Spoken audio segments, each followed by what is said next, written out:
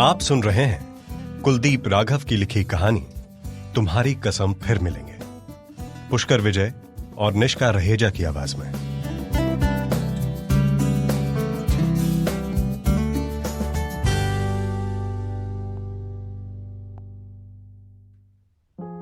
मीठी मीठी ठंड से सुबह का आसमान गुलाबी था और उस पर आहिस्ता आहिस्ता धूप की सुनहरी चादर चढ़ती जा रही थी। झांसी के चौक बाजार की सड़कों पर पिचकारी से निकला लाल, हरा, नीला रंग अभी छूटा नहीं था। रंगी हुई सड़कें और दीवारें एक दिन पहले खेली गई होली की गवाही दे रही थीं। छोटे बच्चे रंगों भरे गुब्बारे राह चलते लोगों पर फेंकने की फिराक में थे। गुजिया, पकवान, दही भल्ले और भांग की ठंडाई का जो नशा था वो पूरी तरह उतरा नहीं था।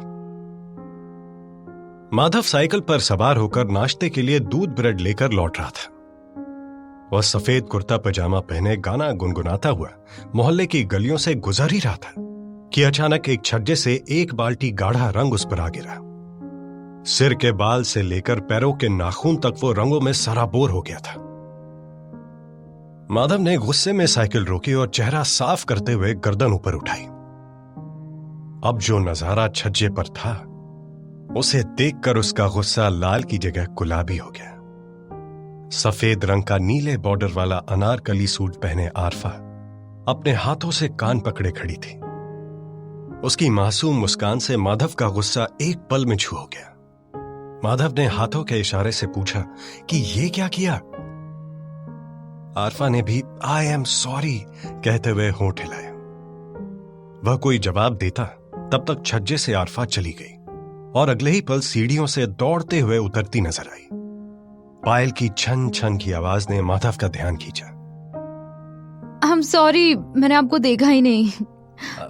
नहीं, कोई बात नहीं। दरअसल मैं होली नहीं खेल रही थी बल्कि छज्जे की सफाई कर रही थी। बाल्टी में कल का रंग रखा हुआ था तो बिना देखे रंग फेंक दिया। और देखिए मेरी गलती की वजह से आपका क्या हाल हो गया। आप माफ कर दीजिए प्लीज। माफी की कोई बात नहीं है, मैं नाराज नहीं हूं। वैसे अच्छा ही हुआ जो आपने मुझे रंग दिया। वो कैसे? वो मैं होली नहीं खेलता हूं, इसलिए कोई मुझे रंग भी नहीं लगाता। मैं तो हूं ही रंगरेज, जो मिलता है उसे रंग देती हूँ। वैसे मेरा नाम माधव है, 2 गली छोड़कर ही मेरा घर है। आपका क्या नाम है? मैं आरफा, यही है मेरा घर जहाँ से आपके ऊपर रंग गिराया था। अच्छा ठीक है, फिर मैं चलता हूं और आपको शुक्रिया इस तोहफे के लिए। माधव आगे बढ़ गया और आरफा उसे तब तक देखती रही जब तक वह मुड़ नहीं गया।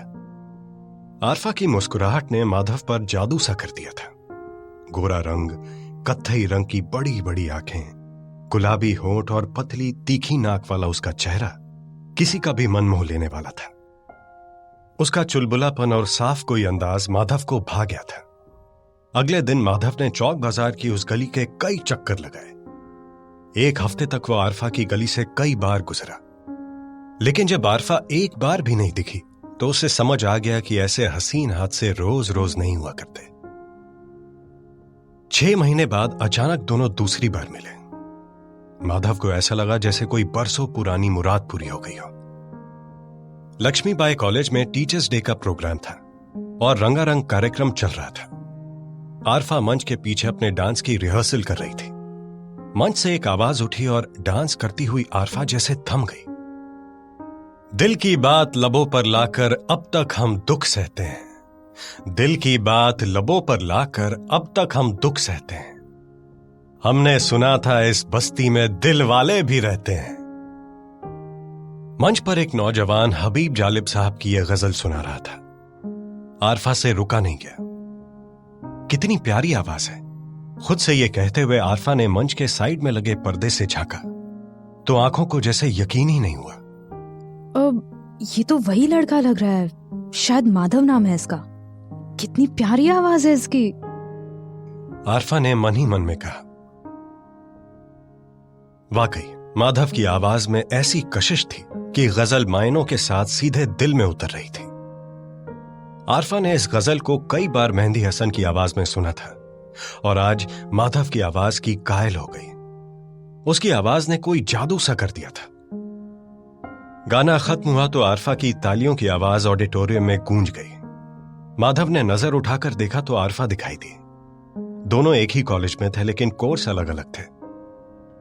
प्रोग्राम खत्म हुआ तो दोनों ने होली के दिन हुई पहली मुलाकात को याद किया और साथ में खाना खाया। एक दूसरे का साथ दोनों को अच्छा लगा था। माधव का संजीदा लहजा और मीठी आवाज आरफा के दिल में उतर गई थी। कुछ ही दिनों में दोनों अच्छे दोस्त बन गए थे और सेकेंड ईयर तक आते आते कब ये दोस्ती प्यार में बदल गई पता ही नहीं चला। प्यार का औपचारिक इजहार दोनों में से किसी ने नहीं किया था, लेकिन बिना किसी इजहार के दोनों इतने करीब आ गए थे कि अब दूर रहना मुश्किल हो गया था। माधव के जन्मदिन की वो खूबसूरत शाम दोनों की जिंदगी की सबसे हसीन शाम बन गई थी। इस शाम को यादगार बनाने के लिए दोनों उरछा गए थे। बेतवा नदी के किनारे पानी में पैर डाले घंटों बीत गए थे। आरफा के जिद करने पर माधव ने गाना सुनाया था।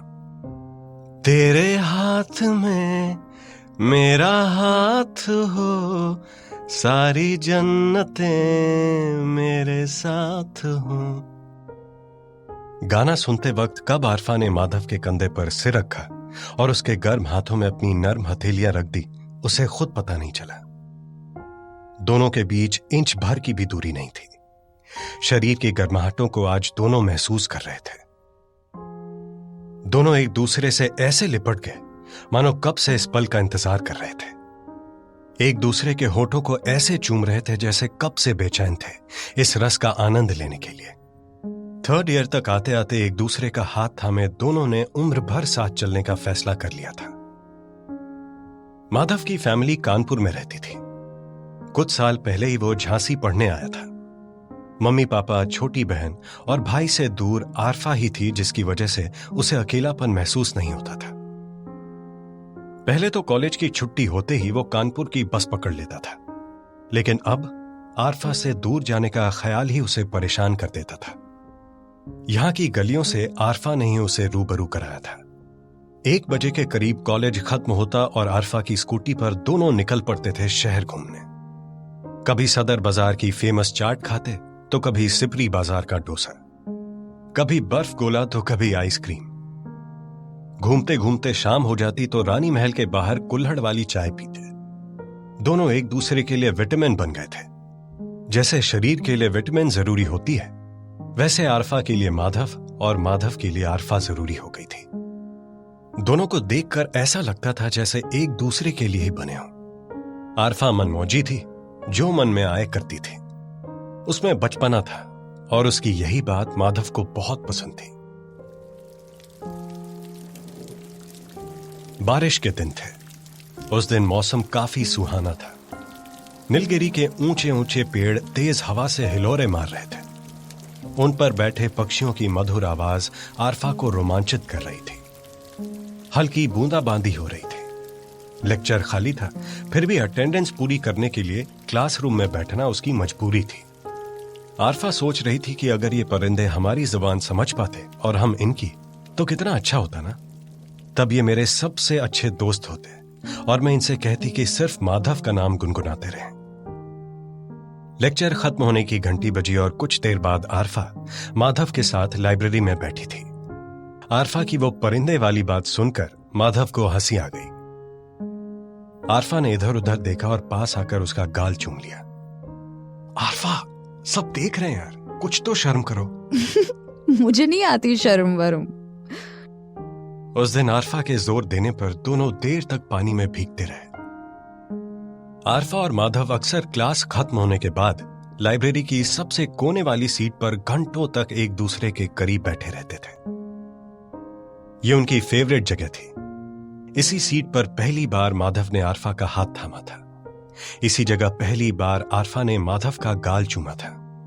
यह कोना उनकी मोहब्बत की अनगिनत निशानियों का गवाह था। जब सब चले जाते तो इसी कोने में दोनों एक दूसरे में खो जाते। आज भी दोनों देर तक बैठे रहे। आरफा की नजर लाइब्रेरी में लगी बड़ी सी घड़ी पर गई तो शाम के 4 बज गए थे। अरे बाप रे, कितना टाइम हो गया है। माधव, आज तुम्हारी वजह से फिर अम्मी की डांट पड़ेगी। अच्छा, मेरी वजह से? हाँ तो और किसकी वजह से? मैं थोड़ी किसी को पकड़ कर बैठती हूँ। चलो चलो जल्दी। अरे अम्मी को बोल देना आज एक्स्ट्रा क्लास थी। तुम मम्मी को नहीं जानते, झूठ बोलूंगी ना तो एक झटके में पकड़ लेंगी। तुम्हें भी मिलवाऊंगी तो तुम्हारी भी क्लास ले लेंगी। वो जानती है कि तुम्हारी वजह से ही लेट हो जाती हूँ। अरे मैं तो कब से बोल रहा हूँ कि मुझे घर ले चलो। बोर हो गया हूँ यार ये ढाबे का खाना खा के। कम से कम इस बहाने कुछ घर का खाने को मिलेगा। अरे बाबा ले चलूंगी, फिलहाल यहाँ से चलो जल्दी। तुम भी कितने बेसब्र हो रहे हो अम्मी से क्लास लगवाने के लिए। शाम के 5 बजे आरफा जब घर पहुंची तो लॉन में लगे झूले पर बैठकर अम्मी उसी का इंतजार कर रही थी। उसने एक चेयर पर अपना बैग फेंका और अम्मी की गोद में सिर रखकर लेट गई। अम्मी ने प्यार से उसका सिर सहलाया और कहा, चल उठ, कॉफी तैयार है, पीने के बाद आराम करना। अम्मी कुछ देर चैन से लेटने भी नहीं देती हो आप। अभी तो कॉलेज से थक कर आई हूँ। पहले कॉलेज से लेट आती है और फिर थक कर अम्मी की गोद में लेट जाती है। टाइम से क्यों नहीं आती? अम्मी एक्स्ट्रा क्लास थी ना। हाँ मुझे सब पता है, एक्स्ट्रा क्लास थी। माधव के साथ गप्पे मार रही होगी। अम्मी। क्या अम्मी? चलो उसे खाने पर बुला लें किसी दिन। काफी दिन हो गए हैं उसे आए हुए। अम्मी की बात सुनकर आरफा का चेहरा खिल गया। ठीक है, कल संडे है ना, उसे लंच पर बुला लेती हूँ। ये कहते हुए आरफा उठकर बैठ गई। अम्मी ने मग में कॉफी डाली और आरफा को थमा दी। शाम को लॉन में साथ बैठकर कॉफी पीने का माँ बेटी का ये बरसों पुराना नियम था। किराए के इस बड़े से घर में केवल आरफा और इसकी अम्मी ही रहती थी। कई साल पहले अब्बू और बड़े भाईजान का एक हादसे में इंतकाल हो गया था। आरफा तब छोटी थी, लेकिन मां के आंसुओं को उसी ने पोंछा था। अब मां बेटी ही एक दूसरे का सहारा थे। दोनों एक दूसरे की सबसे अच्छी दोस्त थीं। आरफा ने माधव को मैसेज पर बता दिया कि अम्मी ने कल लंच पर बुलाया है। आरफा बहुत खुश थी कि संडे को माधव से मिलना होगा, वरना एक संडे ही ऐसा दिन था जब माधव से उसकी मुलाकात नहीं होती थी। अगली दोपहर माधव और आरफा डाइनिंग टेबल पर थे। अम्मी ने मटर पनीर, दाल, चावल, रोटी, रायता और मीठे में सेवइयां बनाई थीं। आरफा की अम्मी के हाथ की सेवइयां माधव को बहुत पसंद थीं। अम्मी दोनों को बड़े प्यार से खाना खिला रही थीं। माधव आता था तो आरफा के घर में रौनक आ जाती थी। खाना पीना हुआ, तीनों ने एक दूसरे से खूब बातें की। माधव सामने हो तो आरफा उसे चूमने का एक मौका नहीं छोड़ती थी। वो माधव को कमरा दिखाने के बहाने अपने रूम में ले गई और उसके होठों को चूम लिया। माधव थोड़ा शर्मा गया। उसकी सादगी, भोलेपन पर ही तो आरफा फिदा थी। माधव चला गया और आरफा के घर अपनी खुशबू छोड़ गया। माधव के जाने के बाद वो अपने कमरे में चली गई और कुछ देर आंख बंद कर बेड पर लेटी रही। वो माधव की यादों में खोई थी। तभी मोबाइल के मैसेज टोन से उसका ध्यान बटा। उसने फोन उठाया।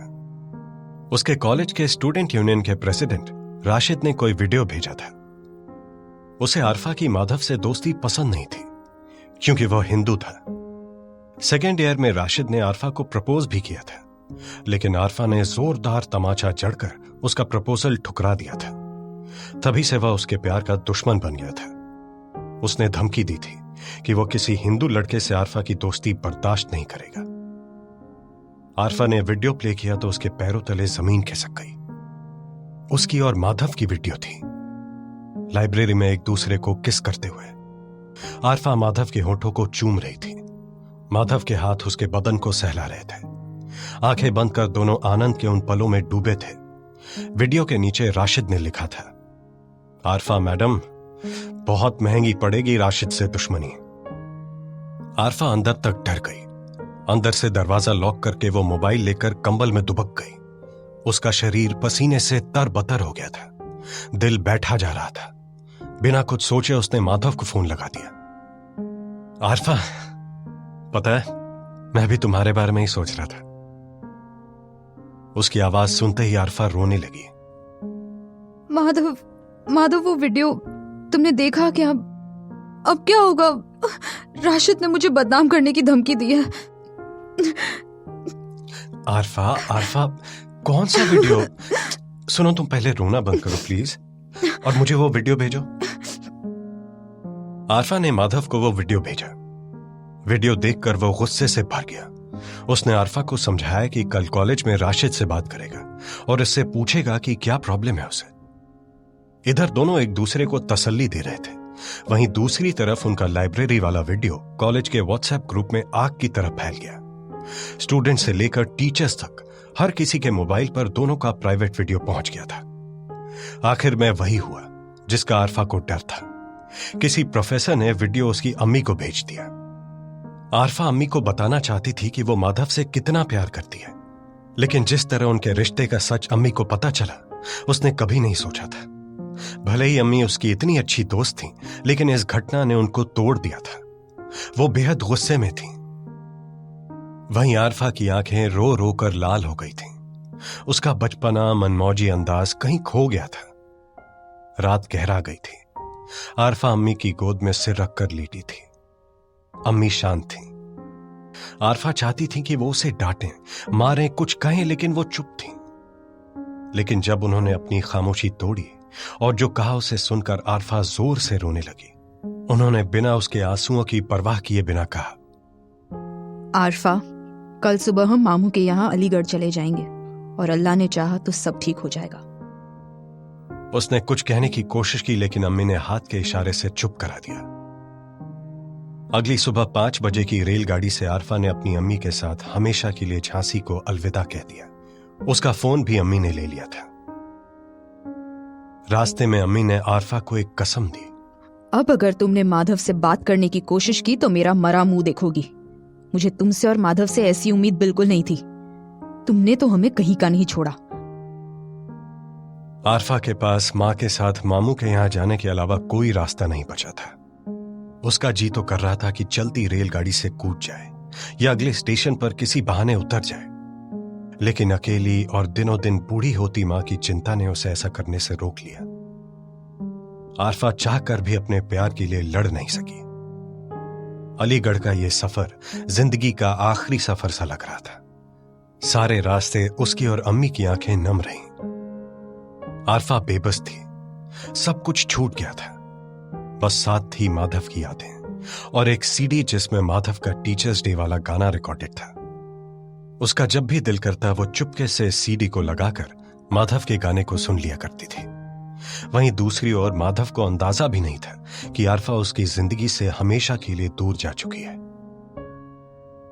माधव ने एक नहीं 1000 बार आरफा को फोन करने की कोशिश की, लेकिन उसका नंबर बंद था।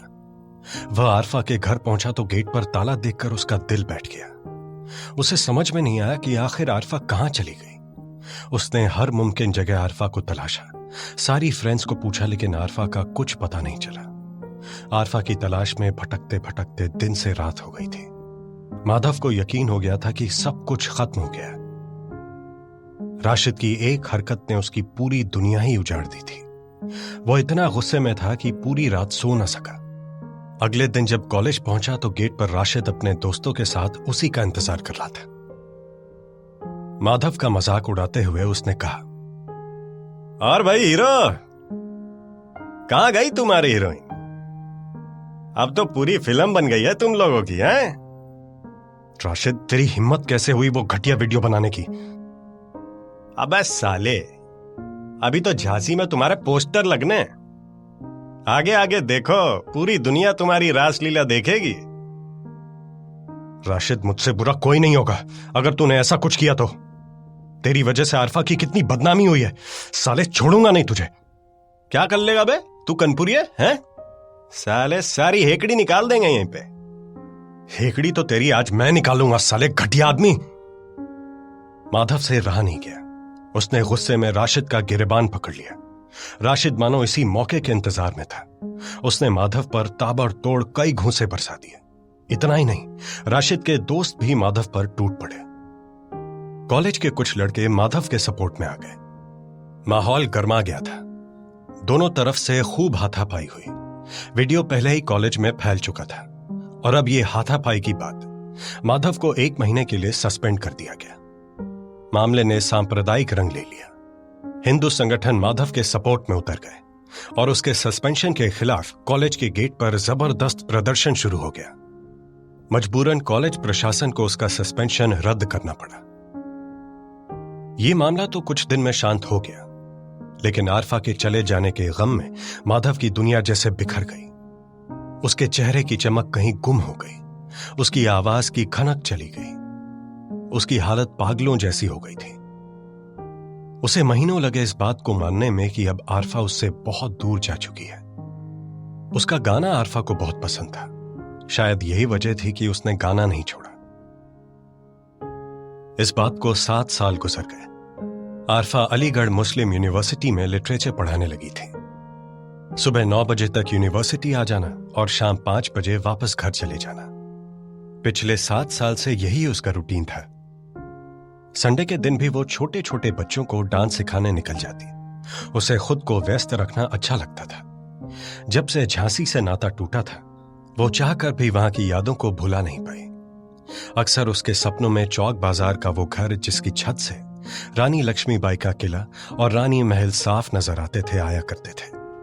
कितनी खूबसूरत शाम होती थी वहां। घर के बाहर सड़क से गुजरते वाहनों की आवाज, नीले आसमान में उड़ती रंग बिरंगी पतंगे और चौराहे पर छन्नू लाल हलवाई के यहां से आती सेवइयों की खुशबू। ऐसा लगता था जैसे जन्नत का जमीन पर आना हुआ हो। आरफा को झांसी से बेहद प्यार था, लेकिन हालात ने उसका इस शहर से रिश्ता छुड़ा दिया। एमयू में एनुअल फेस्ट होना था। आरफा यूनिवर्सिटी के कल्चरल प्रोग्राम कमेटी की हेड थी और बीते 2 साल से इस फेस्ट को मैनेज कर रही थी। आरफा यूनिवर्सिटी की डीन के साथ प्रोग्राम को लेकर बात कर रही थी।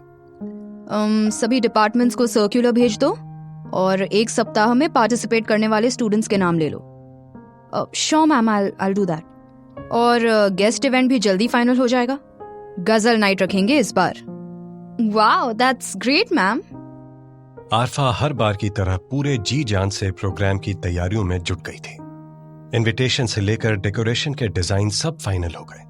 स्टूडेंट्स रिहर्सल करने लगे थे। 1 महीने बाद होने वाले एनुअल फेस्ट को लेकर पूरी यूनिवर्सिटी में एक एक्साइटमेंट साफ नजर आ रहा था। जैसे जैसे प्रोग्राम की डेट नजदीक आ रही थी, वैसे वैसे कैंपस की रंगत निखरती जा रही थी। दीवारें स्प्रे पेंट से रंग दी गई थी। कैंपस की सजावट शुरू हो गई थी। गजल नाइट के लिए कलाकार का नाम भी फाइनल हो गया था। डीन ने आरफा को ऑफिस में बुलाया और कहा, आरफा, गजल नाइट के लिए आर्टिस्ट फाइनल हो गया है और ये स्पेशल इनविटेशन कार्ड का सैंपल है।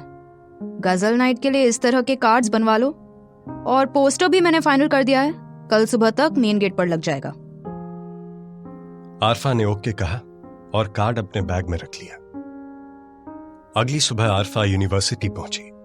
ऑटो वाले को किराया देकर बाकी पैसे पर्स में रखते हुए उसकी नजर यूनिवर्सिटी गेट पर लगे गजल नाइट के पोस्टर पर गई तो उसकी रूह जैसे कांप गई। एक झटके में 7 साल पुरानी यादें किसी फिल्म की तरह दिमाग में चलने लगी। 7 साल तक जो दर्द उसके सीने में दफन रहा, उसकी कसक ने आंखों को नम कर दिया। गजल नाइट के पोस्टर पर जिस कलाकार की तस्वीर और नाम लिखा था, वो और कोई नहीं, माधव था। मशहूर गजल गायक माधव शंकर। वही माधव जो जिंदगी बन गया था आरफा की, जिसके बिना जीने की कल्पना से वो सिहर जाया करती थी और जिसका करीब होना उसकी अधूरी दुनिया को पूरा करता था। वही माधव जिसके बिना 7 साल से उसकी दुनिया बेरंग सी है। वो खुद को रंगरेज कहती थी, लेकिन बीते 7 सालों में उसे एहसास हो गया कि उसकी दुनिया का रंगरेज तो माधव था। वही तो था जो उसके चेहरे पर रौनक लाता था, उसकी आंखों में चमक लाता था। आरफा अपने कैबिन में बैठी खिड़की से बाहर देख रही थी। हिलोरे मारते नीलगिरी के ऊंचे ऊंचे पेड़, उन पर बैठी किसी चिड़िया की मधुर आवाज उसे गुजरे वक्त की याद दिला रही थी। आज फिर उसे गौरैया की चींची और कोयल की मीठी कूक में माधव का नाम सुनाई दे रहा था। वो सोचने लगी कि कैसे कॉलेज के दिनों में वो खिड़की पर बैठे माधव से मिलने का इंतजार किया करती थी। उसके साथ वक्त कैसे गुजर जाता था पता ही नहीं चलता था। इन यादों में डूबे हुए उसके चेहरे पर सहज मुस्कान थी, लेकिन जब वह अतीत के भंवर से निकली तो माधव के सामने आने के डर से उसकी मुस्कुराहट अगले ही पल गायब हो गई। वह खुद से बार बार ये सवाल कर रही थी कि इतने सालों बाद माधव का सामना कैसे करेगी और क्या जवाब देगी जब वो पूछेगा वो बिना कुछ कहे क्यों चली आई थी। कैसे वो उसे बताएगी कि अम्मी की कसम के आगे वो बेबस थी क्या वो यकीन करेगा कि आज भी मेरा दिन उसी से शुरू होता है और उसी पर खत्म? किस्मत ने यह कैसा खेल खेला है? इसी बात को सोचते हुए कई दिन गुजर गए और वो पल आ गया जिसका सामना करना आरफा के बस में नहीं था। यूनिवर्सिटी कैंपस रंग बिरंगी रोशनी से सराबोर था। हर कोई सज संवर कर पहुंचा था। जिधर देखो चमक ही चमक थी। ऑडिटोरियम में सभी अपनी जगह ले चुके थे। यूनिवर्सिटी की कार होटल से माधव को लेकर कैंपस पहुंच गई थी। रोशनी धीमी हुई और माधव मंच पर आ गया। मंच के साइड में लगे पर्दे से आज भी आरफा की निगाहें माधव पर ही टिकी थी। बस तो उसने इस बात का ख्याल रखा था कि माधव उसे न दिखे। गहरे नीले रंग की शेरवानी में वो आज भी वैसा ही लग रहा था जैसा 7 बरस पहले लगता था। उसकी एक झलक तब भी आरफा को दीवाना कर देती थी और आज भी आलम ऐसा ही था। माधव ने एक शेर पढ़ा और ऑडिटोरियम तालियों से गूंज उठा। दिल की महफिल सजी है चले आइए, दिल की महफिल सजी है चले आइए, हुस्न वालों का कोई भरोसा नहीं, क्या पता आप आते भी हैं या नहीं। गजल का सिलसिला शुरू हो गया और पूरे 2 घंटे तक माधव की आवाज श्रोताओं को आनंदित करती रही। अंत में यूनिवर्सिटी के डीन ने माधव से गजल की फरमाइश की। यह गजल थी। दिल की बात लबों पर लाकर, दिल की बात लबों पर लाकर अब हम दुख सहते हैं। हमने सुना था इस बस्ती में दिल वाले भी रहते हैं। यह गजल सुनकर आरफा से रहा नहीं गया और उसकी रुलाई फूट गई। इसी गजल के बहाने तो माधव और उसकी मुलाकात हुई थी। गजल पूरी कर माधव उठा तो उसकी नजर स्टेज पर पर्दे के पीछे खड़ी आरफा पर पड़ी। वो उससे मिलने को तड़प उठा। वहीं प्रोग्राम के बाद माधव छा गया था। उसकी आवाज ने हर किसी को दीवाना बना दिया था। उसके तमाम चाहने वाले मंच पर आकर साथ फोटो खिंचाने लगे, लेकिन उसकी नजर बार बार मंच के साइड में खड़ी आरफा को तलाश रही थी। फैंस के साथ फोटो खिंचाकर उन्हें ऑटोग्राफ देकर वह मंच के पीछे आया, लेकिन आरफा कहीं दिखाई नहीं दी। जिसकी एक झलक पाने को आंखें तरस गईं, वो एक पल में आंखों से ओझल कैसे हो सकती है? माधव की बेकरारी बढ़ गई थी। उसे पूरा यकीन था कि उसकी आंखों को कोई धोखा नहीं हुआ है। जिसके साथ जिंदगी बिताने की कस्में खाई हूं, भला उसे देखने में आंखों को धोखा कैसे हो सकता है? माधव की आंखें इधर उधर आरफा को खोज रही थीं। तभी ऑडिटोरियम के मेन गेट से बाहर जाती बेहद खूबसूरत लड़की पर माधव की नजर पड़ी। वही शबनमी चाल, वही गोरा दमकता रंग, खुले काले लंबे बाल। माधव को यकीन हो गया कि हो न हो वो आरफा ही है। माधव गेट की तरफ दौड़ा और जोर से आवाज दी, आरफा! माधव के पुकारने पर आरफा के कदम वहीं रुक गए। ऐसा लगा जैसे किसी ने स्पीड से दौड़ती रेलगाड़ी में इमरजेंसी ब्रेक लगा दिया हो। वो दौड़कर उसके करीब पहुंचा। उसकी सांस फूल रही थी। आरफा, कहां कहां तलाश नहीं किया मैंने तुम्हें। जो हुआ वो नहीं होना चाहिए था, लेकिन तुम्हें ऐसे नहीं जाना चाहिए था।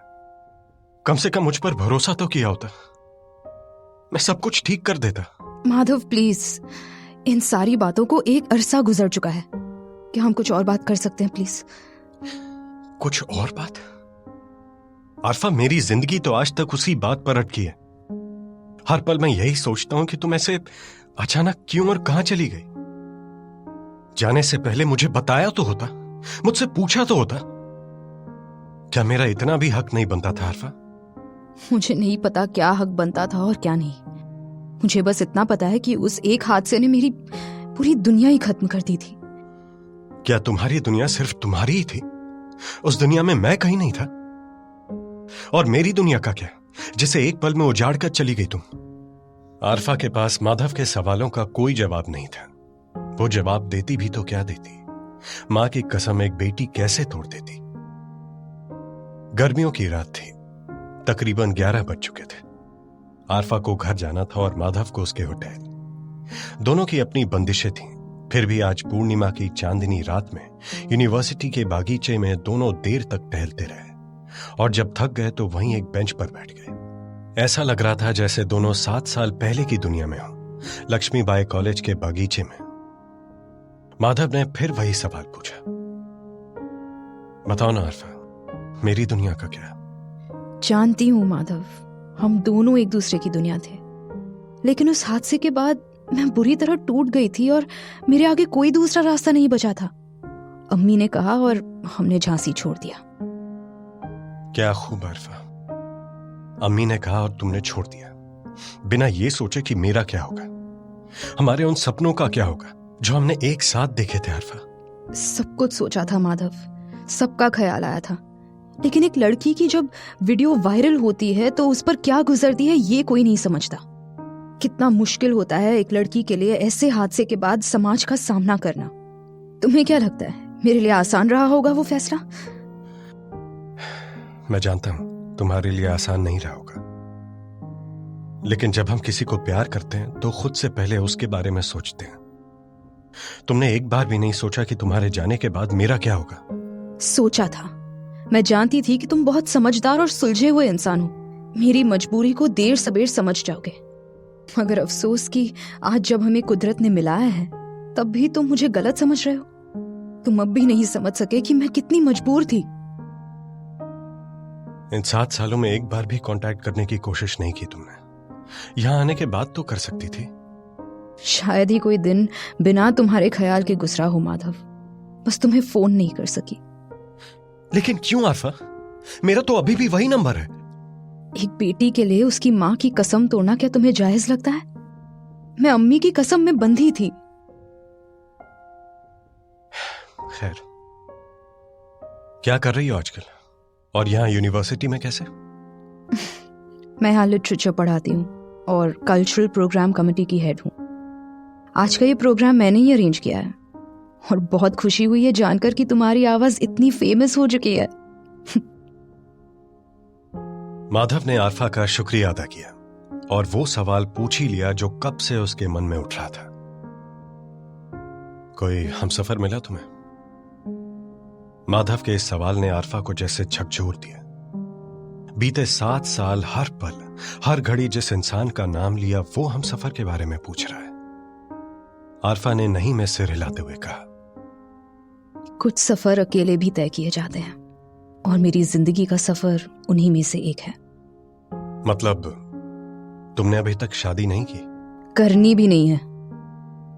माधव के दिमाग में बहुत कुछ चल रहा था। वो समझ नहीं पा रहा था कि आरफा ने जिंदगी भर शादी ना करने का फैसला क्यों किया। क्या सोच रहे हो? तुमने अपना घर बसा लिया होता तो शायद मैं कुछ नहीं सोचता। मुझे कम से कम इस बात की खुशी होती कि तुम्हारी जिंदगी में खुशियां हैं, लेकिन अब मुझे तुम्हारी चिंता हो रही है। इतनी लंबी जिंदगी अकेले नहीं जी सकते। अच्छा, इसलिए तुमने तो बसा लिया होगा अपना घर? हाँ, बसा लिया है। संगीत है मेरे हमसफर का नाम। तुम्हारे जाने के बाद संगीत ने ही मुझे संभाला और जब जब मैं रोया उसी ने मुझे हंसाया। तुम आज भी वैसे ही हो, बिल्कुल नहीं बदले। बात बताते हो तो ऐसे कि सुनने वाली की धड़कन ही थम जाए। एक पल के लिए तो तुमने मुझे डरा ही दिया था। क्यों? ऐसा क्या कह दिया मैंने? तुम्हें लगा कि मैंने शादी कर ली होगी? आज भी तुम मेरा नाम किसी और के साथ नहीं सुन सकती, है ना? जाने दो ये सब, कोई फायदा नहीं है इन सब बातों का। सब कुछ बदल चुका है। कुछ नहीं बदला है आरफा।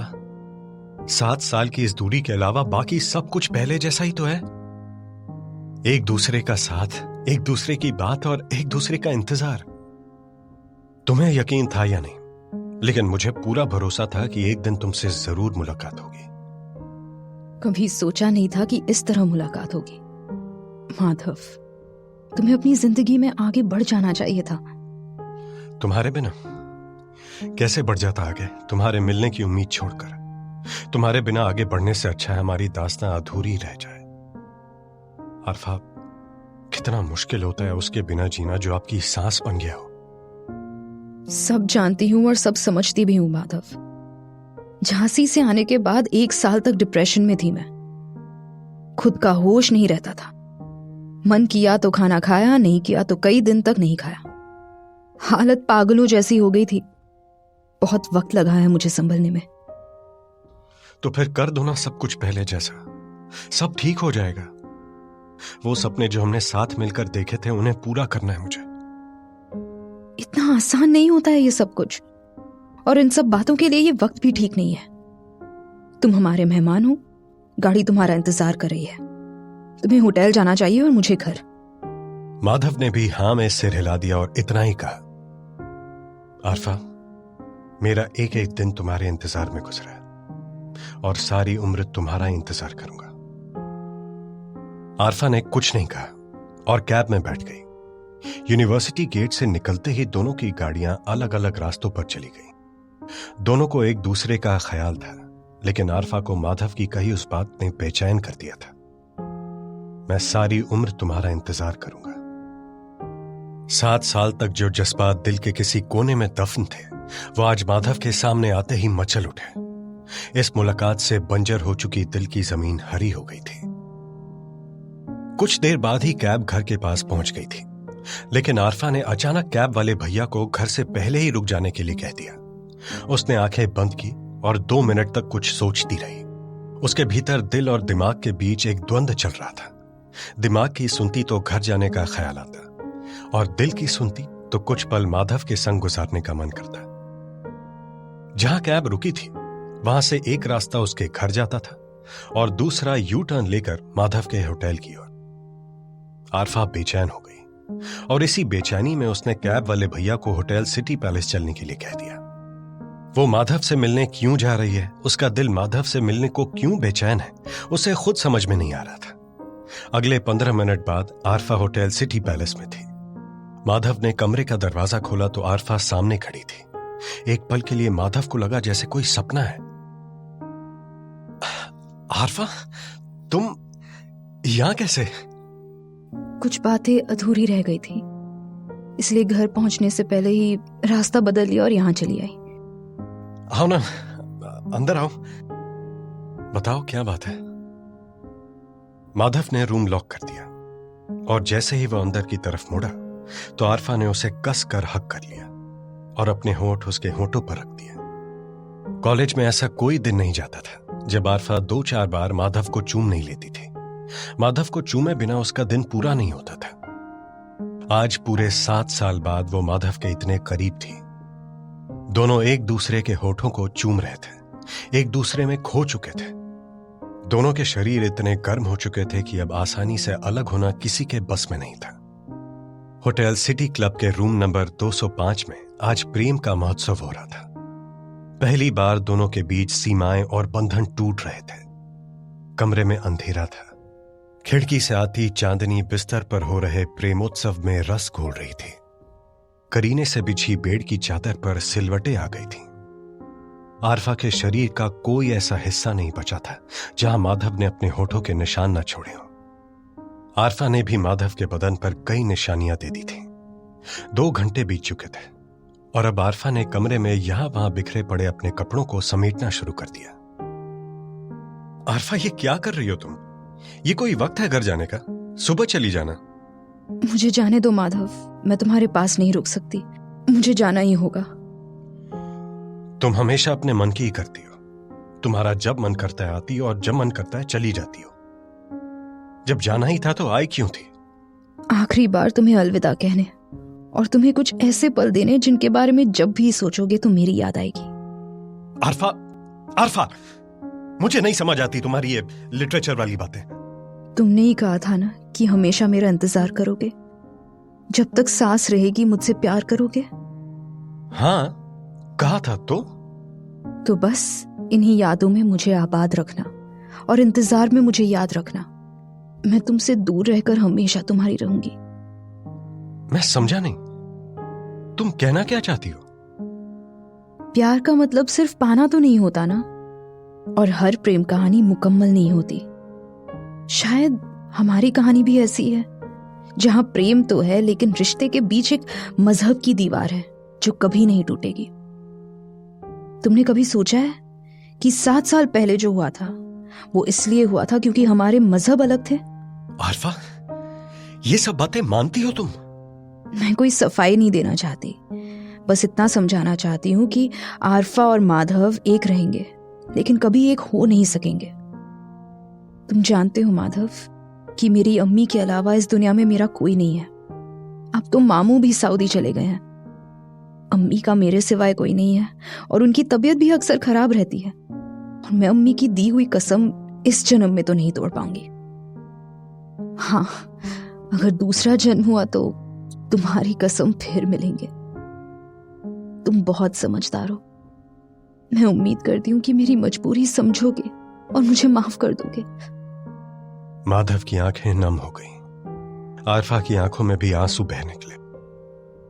आंखों की ये नमी इस बात की गवाही दे रही थी कि दोनों एक दूसरे से कितना प्यार करते थे, लेकिन हालात के आगे मजबूर थे। आरफा ने माधव के दोनों हाथों को अपने हाथों में लिया और हथेलियां चूम कर छोड़ दिया। उसने बेड पर रखा अपना बैग उठाया और टीचर्स डे प्रोग्राम वाली सीडी निकालकर माधव को दे दी। सीडी देखकर माधव ने हैरानी से पूछा, ये क्या है आरफा? क्या है इस सीडी में? तुम हो इस सीडी में गाते हुए। याद है टीचर्स डे पर जब तुमने परफॉर्म किया था? मैंने उसका वीडियो निकलवा लिया था। ये सीडी ही मेरा सहारा थी। जब तुम्हारी याद आती थी तो तुम्हें सुन लेती थी, तुम्हें गाते हुए देख लेती थी, पर अब इसकी जरूरत नहीं पड़ेगी मुझे। इतना कहकर आरफा अपना बैग लेकर बहुत तेजी से कमरे से बाहर निकल गई। टूटते हुए तारे को देखकर खुशी होती है, लेकिन जब रिश्ता टूटता है तो सिर्फ दर्द होता है। माधव ने आरफा को रोकने की बहुत कोशिश की, लेकिन कमरे के दरवाजे को एक झटके में बंद कर आरफा ऐसे चली गई जैसे 7 साल पहले गई थी।